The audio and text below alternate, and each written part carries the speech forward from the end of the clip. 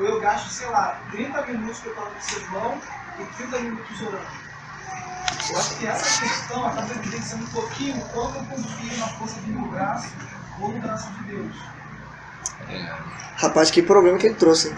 Não, porque eu tô aqui refletindo até, cara. Que... A gente que prega aí toda semana fica desesperado agora. Porque o que acontece? Você fica na ânsia de eu tenho que levar questões interessantes, eu tenho que levar coisas boas, eu tenho que fazer todo mundo entender. Então eu vou ficando lendo, me preparando, e quando for ver, eu não coloco mais mão de Deus.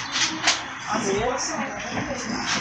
Felipe, me faz lembrar difícil, que o jejum, né? Lucas 2 fala, né, daquela profetisa, acho que era Ana, que ela adorava o Senhor em jejum, né, desde que ela ficou viúva, tá? Já tinha 80 e poucos anos. Então, realmente, ela não usava o jejum e a oração como uma ferramenta, né, de poder, mas ela adorava o Senhor. Por que é o jejum, senão, o que o Felipe falou, reconhecimento da minha necessidade da graça. A gente chama de meios da graça, não é um meio para eu me beneficiar, mas quando eu oro e eu jejuo, eu estou dizendo, olha, não tem nada de mim. E aí é um meio da graça, o Calvino vai usar esse termo também, onde Deus, então, a própria ceia, né? Santa Ceia, a própria leitura da palavra, né? Eu não leio a Bíblia para ficar mais poderoso que o outro, mas ao ler, eu estou me valendo de meio da graça dado pelo próprio Deus, para que eu fale assim, olha, eu preciso de direção, preciso de luz, e Deus que se vale disso para me dar, né? Não é a fé, não é o ato em si, mas é o meu render-se. Eu falo assim, ó, Senhor, se depender de mim, essa mensagem não vai surtir efeito nenhum. É o que Arminio falava, que quando a gente prega o Evangelho, o Espírito Santo da palavra está agindo, né? Automaticamente, que é o poder do Evangelho, nunca nosso. E o que você me diria daquela palavra, daquela frase assim? Muita oração, muito poder. Pouca oração, pouco poder. Eu vejo que... Como é que fica? Tem alguma verdade nisso aí? Eu acabei de falar que isso não gera poder, né? Não, então não vale essa. O problema, né, que eu sempre falo isso, às vezes as mensagens falam assim, obrigado, porque eu sempre tive para onde olhar. Eu nunca tive esses traumas, porque, como fui o primeiro evangélico da minha família, eu nunca vivi esses pelagianismos, esses absurdos evangélicos, né? Eu sempre fiz parte de uma igreja que realmente sabia o que era ser armínio wesleyano, né? O que era a graça. Então, assim, eu às vezes tenho dificuldade, porque como eu fui o primeiro evangélico da minha família, eu não tenho esses traumas, né? Eu sempre... Tanto que eu me converti, nunca fui na igreja, eu me converti saindo da Rio Santo, às 3 horas da manhã, né? E tive um encontro com a graça de Deus, com Deus. Então, assim, eu tenho essa dificuldade, né? De atrelar, né? Foi Deus que me alcançou, e não tenho uma dificuldade de entender isso, né? Mas isso me facilita para filtrar um pouco esses jargões evangélicos, né? Quando eu fui para a igreja, eu tinha lido o Novo Testamento todo, fui para a igreja, as Gideões, né, deram na escola aquela bibliazinha. Já li muito, né? Aquilo ali foi o meu, né? E eu não tinha igreja ainda. Então é interessante que isso nos ajuda a filtrar um pouco esse evangeliquez, né? Agora, quando eu olho de um ponto de vista, ele citou a Alice McGrath, que é alguém que eu também gosto muito, né? Mas eu olho do ponto de vista histórico, né, e olho para trás, aquele vigor. Eu peguei o finalzinho daquela época onde as pessoas, principalmente jovens, tinham vergonha de ir com Bíblia para a igreja. Hoje é uma onda, hoje é moda, né? É onda ser evangélico, né? Eu peguei aquele finalzinho, as pessoas meio que tinham vergonha, era o Bíblia, né? Ser crente era algo vergonhoso, né? Eles pegaram isso. Hoje os crentes também não estão levando mais a Bíblia na mão. Né? Então, assim, tá no celular, finalizar o raciocínio. Então, assim, eu peguei só esse momento final aí, né? E eu entendo que naquela época, em virtude disso, o objetivo era precisamos, tinha aquela visão, até os louvores, né? Aquela batida de guerra, porque a gente precisa expandir o reino, que a gente precisa fazer número também, né? Então, assim, algum aspecto, né? Um foco evangelístico muito interessante, mas que trouxe um problema, né? E aí, assim, eu tomo esse cuidado, às vezes, tacar pedra nesses pioneiros, né? Porque só eles sabem que eles sofreram, né? Mas tacar pedra porque eu entendo o momento que eles viveram, aquele momento onde possibilitou a gente estar aqui, né? Até discutir na reforma protestante. É o que eu falo, mesmo eu tendo vindo de um movimento histórico do século XIX, anterior ao movimento pentecostal, né, eu sempre tomo cuidado de falar do pentecostalismo, por exemplo, porque foi eles que deram uma cara protestante, ou evangélica, melhor dizendo, para o Brasil. Senão nós seríamos católicos romanos até hoje. Né? Quando você vai estudar história, né, o início, né, os protestantes que chegaram aqui, né, foram um pouco covardes. Em que sentido? Não que não evangelizaram, mas covardes. Então, você vai ver a questão, a união com a maçonaria, a união como assim, olha que incrível. Quando você vê a reforma altamente politizada na Europa e nos Estados Unidos, no Brasil, quem cunhou cristão, né, por protestante não se envolve com política foram, né, as nossas igrejas tradicionais, históricas, melhor dizendo. Então, assim, quando eu olho de um ponto de vista histórico, isso me ajuda a ter uma certa reverência. Né? O próprio Alistair McGrath, né, quando ele, né, mesmo ele vindo de tradição reformada, ele vai falar muito isso, assim, olha, mas o fato histórico é esse, o fato histórico é esse. Eu acho isso interessante, que isso nos gera essa humildade, para assim, peraí, né, nós estamos vivendo uma nova geração, uma geração que está nos dando a oportunidade de repensar a nossa fé, e que eu, por exemplo, sei que talvez a maioria aqui não, graças a Deus por isso, mas eu tive uma educação bancária, eu só fui liberto quando eu fui, apesar das minhas, né, que Isabela não me tá em pedra, né, mas eu li Paulo Freire, né? Também, né? E aí quando eu fui, eu disse, poxa, eu tive essa educação bancária, educação que a inteligência era você reproduzir o que te passaram só. Deu certo pra mim, mas quem não tem esse perfil melancólico meu para poder baixar a cabeça, ouvir e só reproduzir, né? Se deu mal, né? Então, eu creio que é uma oportunidade singular, porque hoje nós estamos tendo a oportunidade de questionar o que nos foi dado, de mastigar. Então, acho que a gente tem que ter sim um olhar crítico, é óbvio, né, para trás, mas eu não sou complacente, mas por eu não ter sofrido, né, esses traumas psicológicos, né, do excesso, né, do pentecostalismo ou do neopentecostalismo, na academia a gente está chamando agora de pós-pentecostalismo, se questiona se esses pós-pentecostais podem ser chamados de neos, né? Na academia não se definiu isso. Então eu também penso assim, não, peraí, precisamos ver onde a gente errou, mas assim, eles foram os pioneiros. Nosso papel agora está, como é que eu posso agora construir uma igreja saudável para o século XXI? Que a gente está reconstruindo, né? Sem importar os modismos, como o pastor falou, excelente, né, da graça barata lá de fora, né? Porque está crescendo esses modismos aí da hipergraça como se fosse coisa nova, né? Não preciso de pastor, de igreja, não preciso de não sei. Não vou falar isso não, porque lá na faculdade nazarena, mas cheguei e falei assim, não precisa nem orar, para que orar? Né? Se você serve necessitado, isso já é uma oração, você já está em comunhão, e vão fazer livros teológicos para tentar mostrar isso. Né? Uma teologia que está sendo importada e a gente está engolindo porque não tem esse filtro. Então, assim, parei, né? Mas é uma preocupação que eu tenho. Então, assim, eu evito esses jargões, mas eu entendo que a pessoa foi criada dessa maneira, né? Então, assim, como a gente simplesmente não levar para refletir sobre isso? Refletir sem ser agressivo. Só um detalhe, como é que é o seu nome? Felipe. Felipe, só um detalhe, Felipe. Porque a gente tem a visita hoje de um presbiteriano barbudo ali no canto ali. Aí pode ser que ele... Barbudo não era presbiteriano. Então, aí pode ser que ele ficou, quando você falou, você teve uma frasinha que você falou e que ele ficou meio assim, que foi a questão que parece, que na tua fala, fica parecendo que não tem Brasil protestante antes dos pentecostais, entendeu? Aí não, só pra tu tomar cuidado com isso, não, pareceu isso. Eu falei que os protestantes não foi o que você falou. Cunharam o termo no Brasil, então eles já estavam no Brasil, quando eles trouxeram. Então, mas fica parecendo. Então, protestante não se mete em política. Então, Felipe, mas olha só, ficou parecendo que tudo antes dos pentecostais, entendeu? Aqui no Brasil não é tão relevante assim, ficou parecendo isso. Aí só um conselho que eu te dou, por exemplo, eu sou batista, ele é presbiteriano, a gente tem 300 anos de história no Brasil. 300 anos de história, entendeu? A Assembleia de Deus de 1910, 1911, na verdade tem uma discussão aí, mas é muito recente. Eu também não tiro, eu vim de lá também, eu fui pentecostal, eu não tiro o mérito deles, realmente você está certo, os pioneiros tiveram muito mérito, mas tiveram muita gente boa aqui no Brasil. A gente tem, a Mackenzie tem lançado, né, vários livros mostrando o trabalho desses presbiterianos em várias partes do nosso país, que foram pioneiros em vários. Pois é, então assim, cuidado com isso, só para não, entendeu? Não ofender o meu amigo ali, senão ele vai... Mas tinha assim o protestantismo, não, porque eu disse que assim, agora é fato que o pentecostalismo, ele conseguiu dar uma cara evangélica para o Brasil até pelas práticas deles, né? Que é uma prática, às vezes, sincrética, eu não concordo, não sou pentecostal, tá? Você pensa uma igreja histórica, mas Fato é, né? Tá aí. Eles estão aí, o movimento mais Vamos discutir se foi bom ou ruim. Queria falar sobre o ponto da apologética.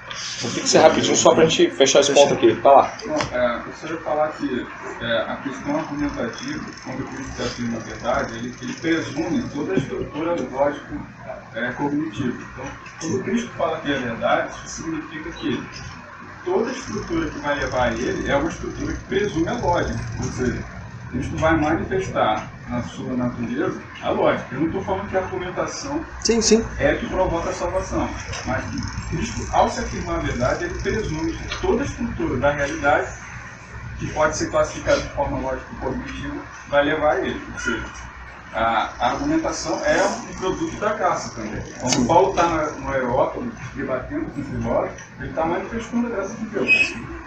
E o produto do aperfeiçoamento, de levar todo pensamento cativo a Cristo, presume uma estrutura lógica argumentativa, entende? Sim. Então, eu vejo muito cristão se tornando totalmente preguiçoso em relação à construção intelectual, lógica argumentativa do Evangelho, de como o Evangelho pode descrever a verdade, falando desse argumento, tudo é graça, então não adianta eu argumentar, não adianta eu aperfeiçoar. O Vantil vai fazer uma crítica muito forte em relação a isso, falando que sim, eu devo me aperfeiçoar, e a graça de Deus vai se manifestar no meu argumento. Ou seja, não é porque eu argumentei algo e meu intelecto super desenvolvido que provocou a conversão de alguém, mas a graça aperfeiçoou, iluminou, né, a minha percepção da realidade, e aquela pessoa vai perceber Cristo como a manifestação da realidade, ela vai resistir eventualmente, certamente, mas a estrutura lógica argumentativa ela está inserida em todo o Novo Testamento. Paulo vai utilizar no Areópago diversos argumentos a posteriori, posteriori. Poderia até classificar tecnicamente cada argumento que ele utilizou ali. Ele usou linguagem aristotélica. Sim. Neoplatônica também, mas a gente precisa desenvolver o Evangelho no sentido de ele ser a verdade e de a gente argumentar em relação a essa verdade. E uma pessoa colocar um ponto cognitivo, uma questão que demanda lógica, a gente tem que ter capacidade de argumentar, a gente tem que levar todo pensamento cativo a Cristo, todo pensamento sobre toda a realidade tem que resvalar em Cristo. Então, mas acredito, Marcos, que não... Eu te conheço já, sei que você não pensou que a gente estivesse aqui depreciando aspectos intelectuais.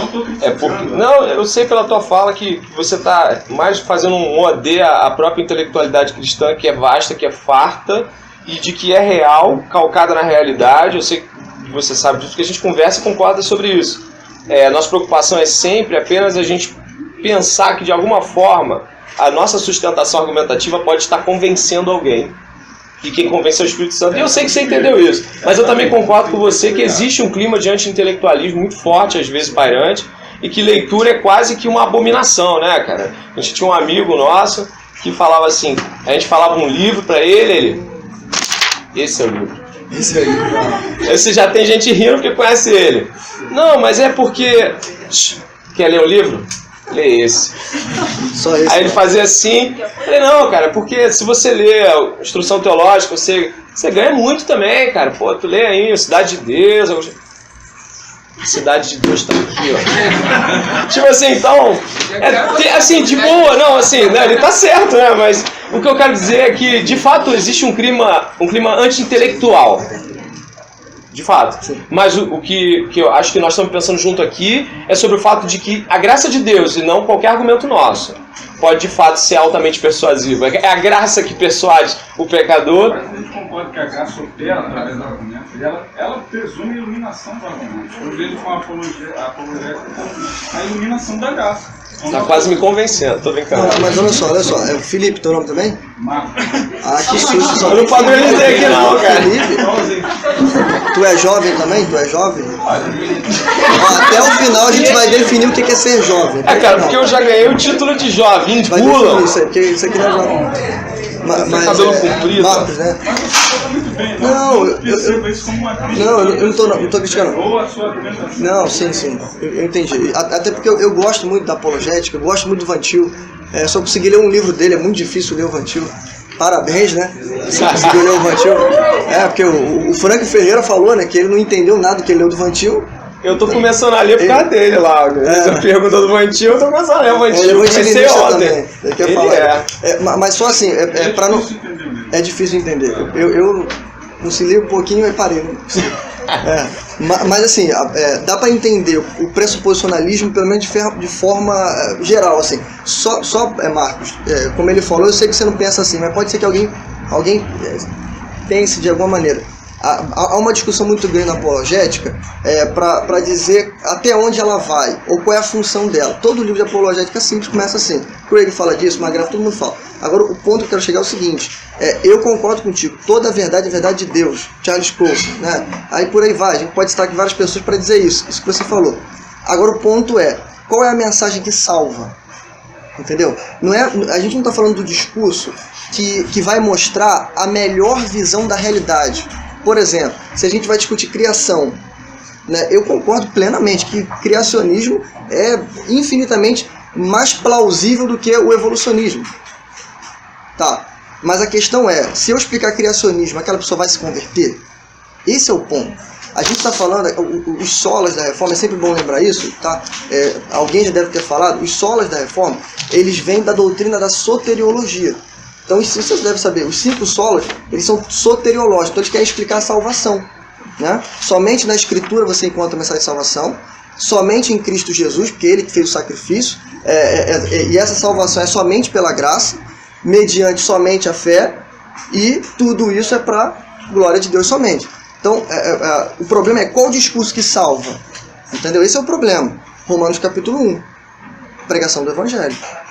Que é loucura para os outros, entendeu? Mas é poder de Deus. E é descrito em vários aspectos da vida humana. Sim. Por exemplo, se você pensar sobre o mal, uma estrutura lógica argumentativa, para descrever o mal, necessariamente o Evangelho vai ser expresso.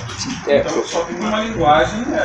Compreendo sua fala. Paulo vai falar em 1 Coríntios capítulo 2, verso 1 ao 5, assim, eu, irmãos, quando fui ter convosco, anunciando o testemunho de Deus, não fiz constatação de linguagem ou de sabedoria, porque decidi nada saber entre vós, senão a Jesus Cristo e este crucificado. E foi em fraqueza, temor e grande tremor que eu estive entre vós. A minha palavra e a minha pregação não consistiram em linguagem persuasiva de sabedoria, mas em demonstração do Espírito e de poder, para que a vossa fé não se apoiasse em sabedoria humana, e sim no poder de Deus. Quem conhece Paulo sabe muito bem que ele sacava de cultura grega mais do que todo mundo aqui. E o discurso dele em Atos 17 mostra que ele sabia do que ele estava falando.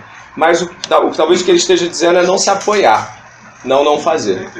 Né? Eu entendo essa linguagem dele, é porque tinha muito filósofo na época. Então, não está falando que o Evangelho não vai se expressar ou transliterar numa linguagem filosófica. Porque quando eu falo do mal, eu estou falando de filosofia. Sim. O ponto é, ele está falando de sabedoria humana aí, ele não está falando que ele não vai argumentar ou que a capacidade argumentativa ou a argumentativa pecado, seja algo da sabedoria humana. Uhum. Aí ele não está colocando o aspecto anti-intelectual. Ele só está falando que ele não se apoiou como os paroleiros daquela época que ficavam falando bobagens, retóricas. Mas ele está expressando uma expressão da realidade. Ele argumentava nesse aspecto. Mas o ponto aqui, Marcos, que eu acho que não ficou claro é o seguinte. Eu concordo com você. A gente vai discutir Teodiceia, por exemplo, tem um niilista, um ateu aqui, sei lá, alguém de outro segmento. A gente vai conversar com ele, vamos começar com Teodiceia.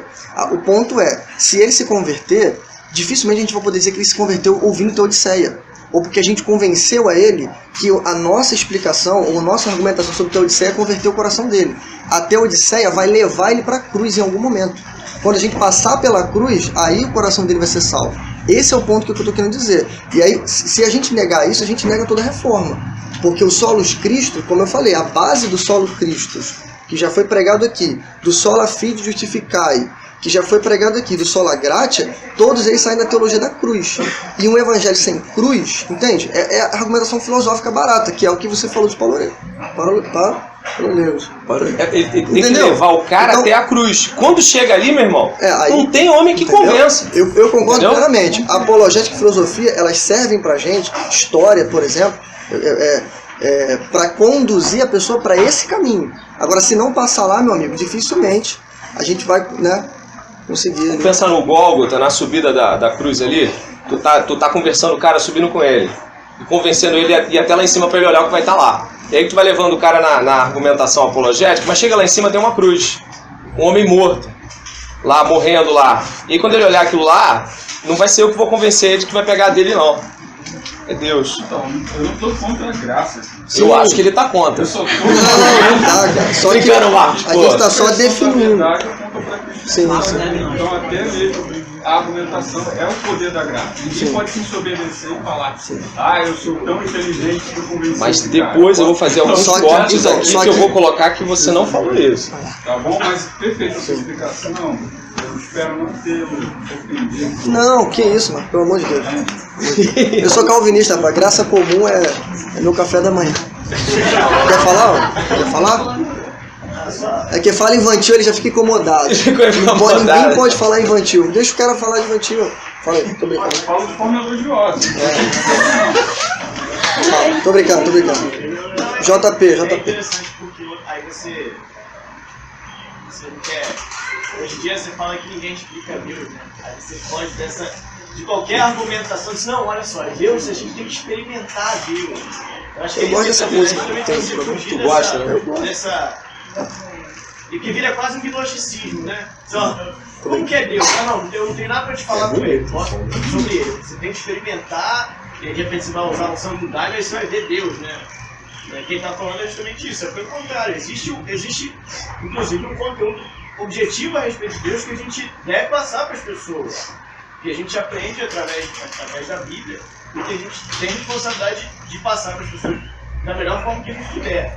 É óbvio que isso não necessariamente vai dispensar que a gente tenha que exigir que a gente tenha um conhecimento formal de filosofia ou positivo, mas a gente não pode desprezar isso, né? Como quando Paulo fala, né? Que eu recebi, isso eu também os entreguei. Então ele lista ali algumas coisas, né? E Jesus foi morto, crucificado segundo as Escrituras, foi o terceiro dia. Então existem conteúdos e aí eu entendo dizendo que se o Evangelho é verdade, ele é também, inclusive, logicamente verdade, né? A verdade pode ser expressada em argumentos lógicos, é uma verdade, não é só, apesar dela ser também necessariamente experimentada, ela é logicamente demonstrada também. Ela não é só uma coisa nem só a outra. Você não pode dizer que conhece a Deus se você não teve uma experiência real com Ele através do Espírito Santo. Mas se você teve essa experiência, você tem algo a dizer sobre isso. E é algo que você pode colocar em palavras. E foi colocado em palavras esse tempo todo, né? Foi revelado em palavras. A revelação de Deus é uma revelação proposicional também. Eu acho que a própria pregação, né? A pregação também é uma tentativa de vocês... É uma loucura. A cruz, né? Em gregos é loucura porque eu estou acostumado com entidades que eu tenho que ficar placando, como ele falou da propiciação, placando a ira. Agora você vem falar de um Deus que ama, que se dá por mim, loucura. Mas eu tenho como explicar isso logicamente. Mas também tem coisas que não dá pra explicar, entendeu? Pois é, por exemplo, Aí vamos poder doutrina cantar, é essa, né? entendeu? E aí, se a gente continuar, vai ser difícil. Doutrina da encarnação. Se você pensar. Mas não tá entre aspas, cara. Aqui não tá, cara.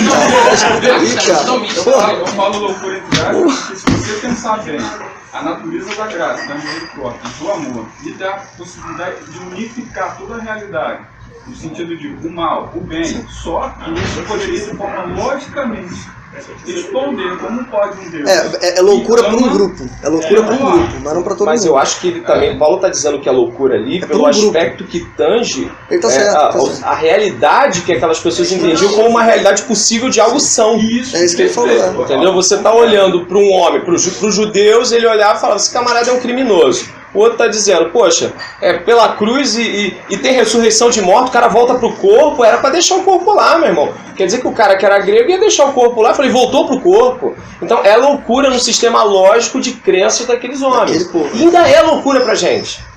E ainda é o nosso sistema lógico de realidade possível. Viver por Cristo e através dele não é algo a qual alguém deseje fazer se não estiver em Cristo. O que ele está dizendo é que é loucura, mas não é irracional. O pensamento não, é racional. Ele está falando, é loucura, mas não é irracional. Não é irracional. André, no pensamento helenístico existe uma tensão entre o bem e o mal. Nenhum Deus responderia, por exemplo, a realidade do bem e do mal. Existia toda uma cultura Tem uma explicação. Só a cruz consegue responder. Se a gente pensar nos deuses gregos, eles não conseguiam responder a realidade do bem e do mal da culpa. Segura aí. Agora a cruz responde. Segura aí. Jael, é rápido, super rápido. Acho que nós queremos dizer de que... Caraca, irmão, mas que Nossa, é areópago. E é uma loucura entre aspas, que é loucura para o intelecto caído. Então, apesar de ser racional, com o intelecto caído, ele não consegue atingir a construção lógica que leva a verdade para o evangelho. Você só entende isso quando o intelecto é renovado. Iluminado pela graça. Eu digo assim. Segura, Marcos, segura pra voltar pra graça. Eu quero essa aí. Essa graça aí, segura essa graça pra mim aí. Ó, o terceiro lugar. Graça. Adeus. Em terceiro lugar, Paulo nos aponta para o propósito de Deus. Com que propósito Deus fez o morto reviver? Paulo diz no versículo 7, foi para que possamos colocar em exposição, tanto agora como na eternidade, as riquezas imensuráveis da sua bondade, da sua graça em bondade para conosco em Cristo Jesus. Como podemos fazer isso? Através da exposição em nossas vidas da obra-prima de nosso Criador e Redentor. Fomos criados em Cristo para as boas obras, os quais de antemão preparou para que andássemos nelas.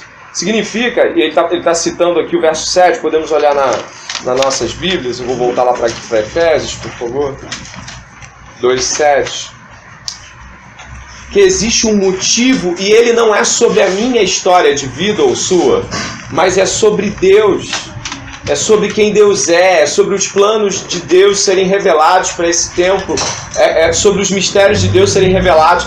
Significa que Deus não nos salva por graça para que a gente possa dar um belo testemunho sobre como somos diferentes, mas Deus nos salva por graça para que Deus seja exposto em tudo que fazemos, em tudo que dizemos. Repare o verso 7, para mostrar nos séculos vindouros a suprema riqueza da sua graça, em bondade para conosco em Cristo Jesus. A história não é nossa e não é sobre nós, a história é sobre Cristo. Todas as vezes que nós teimamos em acreditar que temos um belo testemunho para dar, a igreja tem que ouvir o meu testemunho. Uma vez eu fui numa senhora e ela falou assim, você não sabe o que Deus fez na minha vida. Eu falei, poxa, eu vou ouvir o que Deus fez na sua vida. E parecia que Deus era o coadjuvante e que a história dela era escrita por ela e no final Deus salvava. Sabe? Parecia um finalzinho assim. A nossa história é sobre Jesus Cristo. A nossa história é sobre Jesus Cristo. Jesus Cristo, ele intenta e vai completar essa obra. Ele intenta escrever a história dele em nós, a salvação dele em nós, a eternidade da graça, da glória, as riquezas do Senhor Jesus Cristo em nós. Nós estamos aqui discutindo assuntos que de uma ponta parecem mais difíceis, outras mais simples, às vezes vão para assuntos mais complexos e para outros, mas no fim de muitas das nossas divagações aqui, gostaríamos que tivéssemos a certeza de que não é sobre nós. Para que o nosso temor reverente caísse aqui e falasse, é sobre Ele.